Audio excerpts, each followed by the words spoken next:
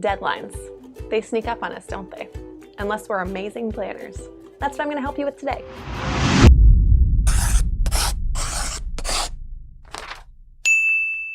Hi, I'm Miss Bailey. I'm a guidance counselor, and today I'm going to help you to meet big deadlines and make plans. Okay, tell me if this is you. You're writing a card or a poster with a big word on it, let's say birthday. And you start with the B, and the B looks amazing in bubble letters, and then you go to the I-R-T, and by the time you get to the H, you realize you don't have enough space to write the D-A-Y. Yeah, that means you're not a great planner. So I'm going to talk about backwards planning, or beginning with the end in mind, or if you're a chess player, retrograde analysis for meeting big deadlines or planning anything really. What backwards planning actually means is you think about the end and you work backwards to plan it to see how much time you need to meet the deadline or the goal. So I like to start with a 5-year plan. 5 years is a natural life interval. So if you're in grade 8, you're probably going to be going to university or college in 5 years. If you're in first year university, you'll probably be going on to a second degree or starting work. Anyway, it's a significant but not an inconceivable amount of time. Let's take a real life example. Sauron. He had a very clear end goal. He needed to get back his ring, he needed to subdue and dominate Arda, and he needed to impose his will on all living things. Sounds pretty clear to me, but he didn't have a great 5-year plan, and he certainly didn't plan backwards. He relied too much on Saruman, and on the ring wraiths, and on the orcs, and he didn't have enough of his own agency to get things done. Also, his plan depended too heavily on one success to find the ring, which meant it was probably going to fail anyway because finding the ring depended on so many other factors. Poor planning. Think of a big goal you have, maybe med school.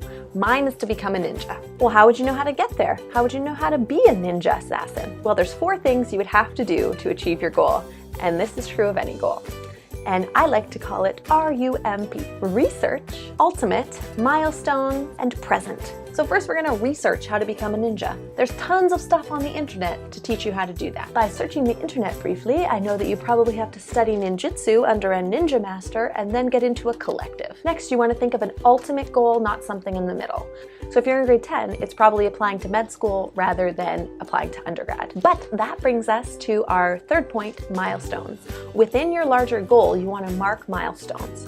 So getting into undergraduate if you want to be a doctor is a big milestone. Getting into med school is actually a big milestone of becoming a doctor. Graduating high school and getting a scholarship might be a milestone. And present, start now.